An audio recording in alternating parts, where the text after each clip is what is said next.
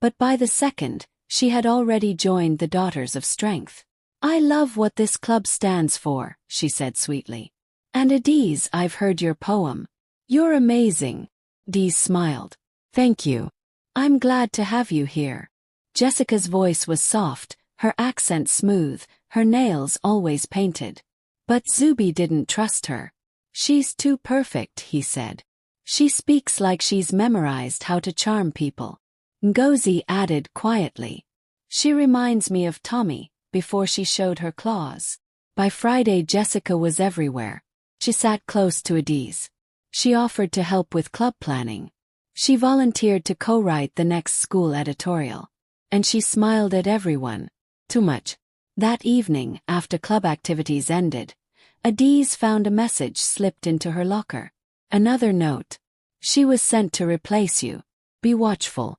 She isn't your friend. No name. Just warning." Adiz's chest tightened. That night she sat on her bed thinking hard. Why would anyone try again? Haven't I passed every fire? But deep inside she knew. Every light draws new shadows. And this new shadow was wearing lip gloss and a perfect smile. Adiz had always believed she could feel people's true energy, whether they smiled or not.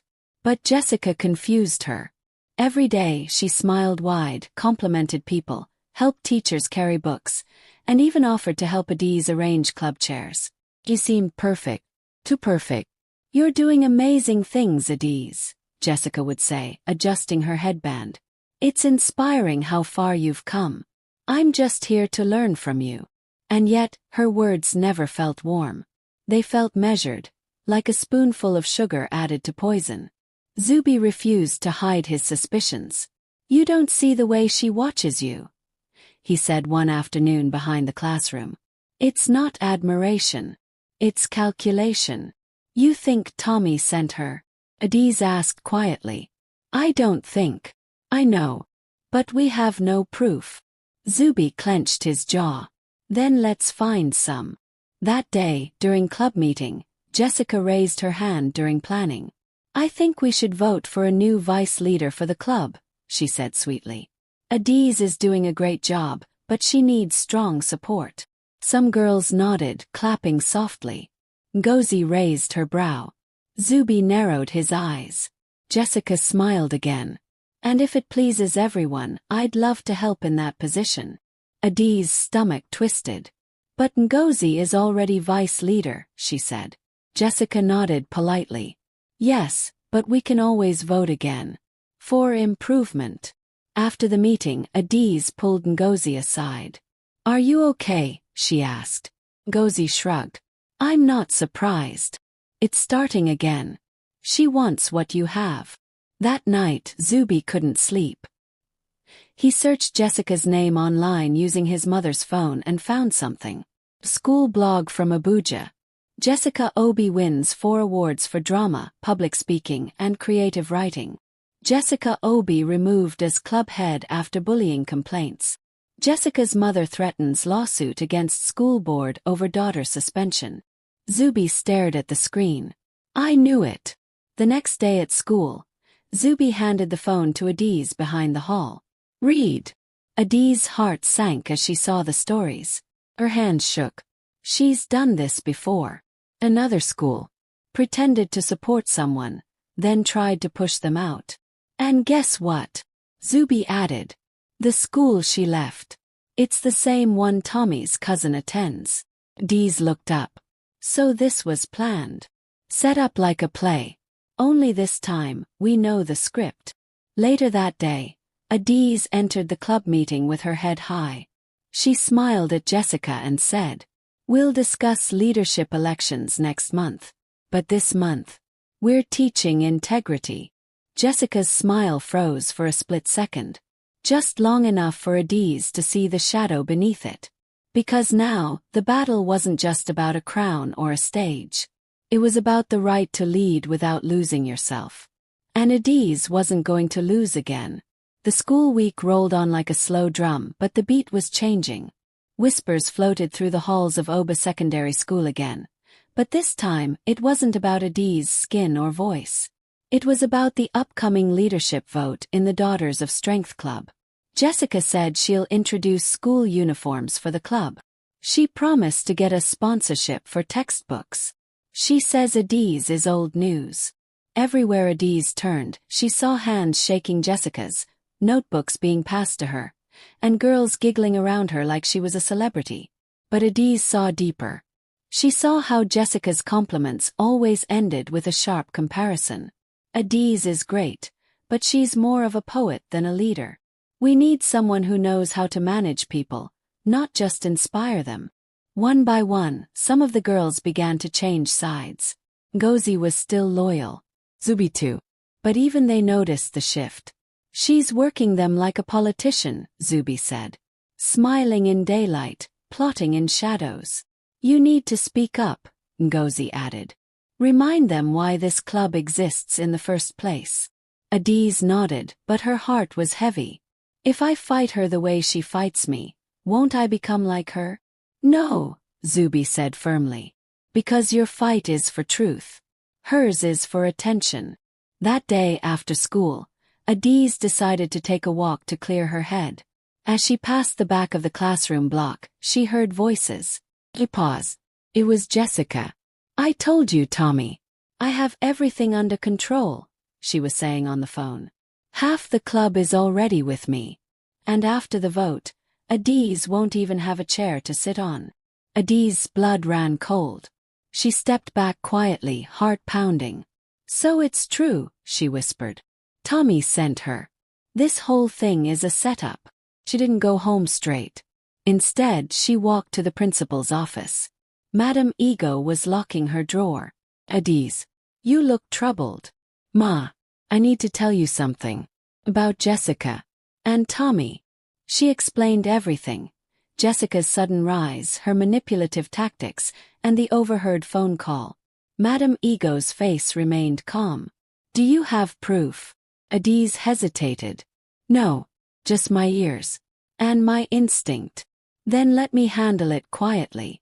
Sometimes the truth needs time to catch up to lies. The next morning, Madame Ego sent out a notice. Club leadership review postponed. All current leaders to remain until further notice.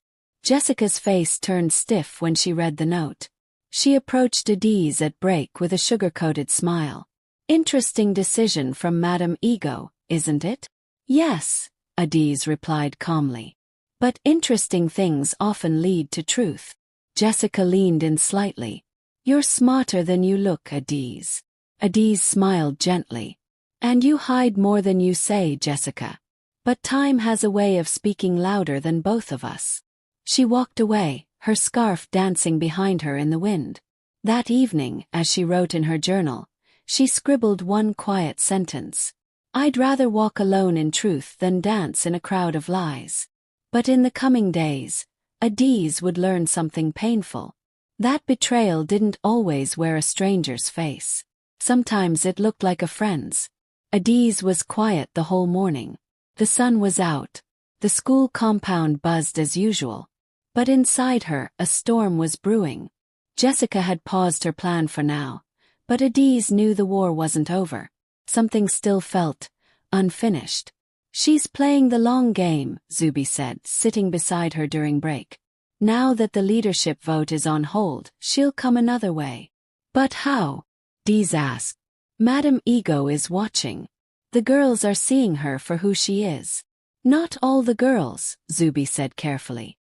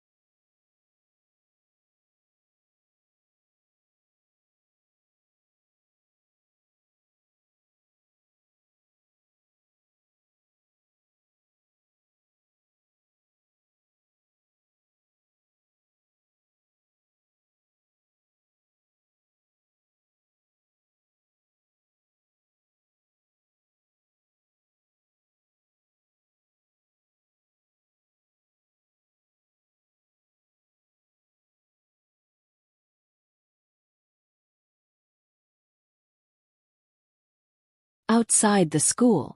Adi's mouth dropped slightly. Will they be punished? Jessica has been removed from club activities indefinitely. Her mother is demanding explanations, but the truth is already out. Adiz left the office in silence. Not because she had nothing to say, but because this time her silence was power. Jessica passed her in the corridor an hour later. Their eyes met. No words, just truth. Jessica looked away first. During the final Daughters of Strength Club meeting that term, Adiz stood before the girls, not as a victim or a queen but as a voice. We're not strong because we never fall, she said. We're strong because we rise again. Louder, clearer, prouder. The girls clapped. Some even cried. As the meeting ended, Ngozi quietly returned her old vice leader badge. You don't have to forgive me, she said, voice trembling. But I want to stand beside you again. Even if it's in the back. Adiz looked at her gently.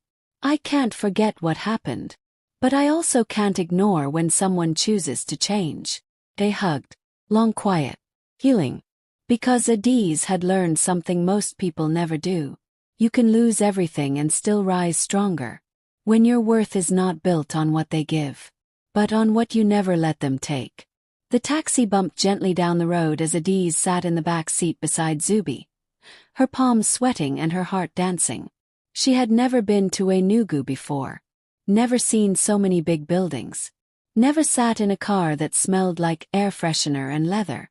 And certainly, never been invited to a live radio interview. Are you nervous? Zubi asked with a grin. Very, Adiz whispered. He reached into his bag and pulled out a drawing. Wearing her mother's scarf, sitting in a radio booth, with words floating around her head like stars. This is what they'll see, he said. A girl who turned pain into power. When they arrived at Fola FM, the receptionist smiled. You must be Adiz. Come in, everyone's been waiting. Inside the studio, Fola, the famous radio host, stood up from her mic and gave Adiz a big hug. You don't know how many girls cried after your last poem aired, she said. Your voice healed something. Now let's let the world meet you. The interview began. Live. Cross Enugu. Cross Anambra. Across villages and towns with small radios and quiet girls listening. Fola asked, what gave you the courage to speak? Adiz answered, I didn't have courage at first. I had wounds. But then I realized, if I stayed silent, my scars would grow roots. She spoke about growing up dark-skinned, being mocked, betrayed, and nearly erased. She didn't cry. She spoke with the voice of someone who had been through fire and came out glowing. Back in Oba, the entire school gathered in the principal's office, where Madame Ego had placed a radio near the window. Even teachers listened. Even Tommy, hiding near the corridor, heard every word. And her hands shook. After the show, Fola handed Adiz a sealed envelope. It's not money, she said with a smile. It's something better. Adiz opened it. An invitation to speak at the National Girl-Child Conference in Abuja. He gasped. Is this real? Very real, Fola smiled. You're no longer just a girl from Oba. You're becoming a voice for girls everywhere. In the car ride back, Adiz couldn't stop shaking her head. Me. Abuja. You've gone from being mocked for being dark, Zubi said, to being a light in the darkest rooms. When she arrived at school the next day, students clapped as she walked through the gate. Some had drawn tiny stars on their wrists, the same way Zubi drew them in her speech video. Queen Adiz. Voice of Oba. Star girl. And just when she thought the day couldn't get brighter, a girl from JSS2 walked up to her and said, I used to bleach my skin because I wanted to be accepted. But after hearing you, I washed it all off. Adiz blinked hard. Thank you, the girl whispered. Thank you for helping me love me. Adiz knelt down and hugged her tight. Because for the first time in her life, she knew. She was more than what they called her. She was what she called herself. By now, Adiz's name had spread far beyond the walls of Oba Secondary School. People no longer looked at her and saw the dark girl in the corner. They now saw a star. A girl who turned scars into songs. A girl who didn't fight with fists, but with truth. Teachers used her as an example in lessons. Let's write essays like Adiz. Let's speak boldly like Adiz. And most of the school celebrated her. Most but not all. Because the higher she rose, the more some people's smiles began to shrink. Zubi noticed it first. Have you seen the way some of the girls avoid clapping when you speak during meetings now? I thought maybe they were tired. Adiz laughed nervously. Zubi shook his head. No. They're uncomfortable because you became what they never expected. A dark-skinned girl they can't control. Adiz sighed. She had been trying not to notice it. The side glances, the sudden coldness from classmates who once cheered her. Even the girls who once cried at her poem were now whispering things like, "She thinks she's a celebrity now. Must everything be about her? Isn't she tired of always talking about skin?" One break period, as Adiz walked past the tap, she overheard two girls talking. "A beg if I hear Adiz this, Adiz that again I'll scream." They laughed. And her chest ached. That afternoon, Jessica sat in the back of the Daughters of Strength meeting, pretending to listen. Her eyes never left Adiz. When Madame Ego announced that Adiz would soon travel to Abuja for the National Girl-Child Conference, the claps were loud, but not loud enough. Something had shifted. Later that day, Zubi met Adiz by the classroom window. "How do you feel?" He paused. "Like I'm climbing higher, but becoming lonelier." "That's how it is when your light grows," he said. "Some people stop seeing you. Others start fearing you." She nodded slowly. "I didn't think being seen would feel this cold." That night at home, Adiz sat by the lantern light, holding her scarf. She opened her journal and wrote, "When they ignored me it hurt. When they mocked me it wounded. But now that they praise me and still plot against me, it confuses me." But her confusion would not stop her calling. Because greatness, she was learning, comes with a cost. The next morning, as she entered school, someone had scribbled a message on the classroom wall in charcoal. "Dark on the outside. Proud on the inside. Watch her fall soon." Zubi saw it and growled. "We need to report this." But Adiz placed her hand on his arm. "No. Let them write their fears. I'll keep writing my future." Because she finally understood. They didn't hate her because she was rising. They hated her because she rose without needing their permission. The wind carried the scent of change through Oba Secondary School. Adiz stood by the assembly ground, her school bag on one shoulder, her speech notebook tucked under her arm. Tomorrow, she would be traveling to Abuja to speak at the National Girl-Child Conference. A dream she never imagined for a girl they once called Blackboard. But behind every proud step she took, she felt something chasing her. Envy and silence. That morning Madame Ego called her into the office. "Your transport is ready. You'll travel with our school secretary and a few students from other schools," she explained. "But I want you to be careful." "Careful?" Adiz asked.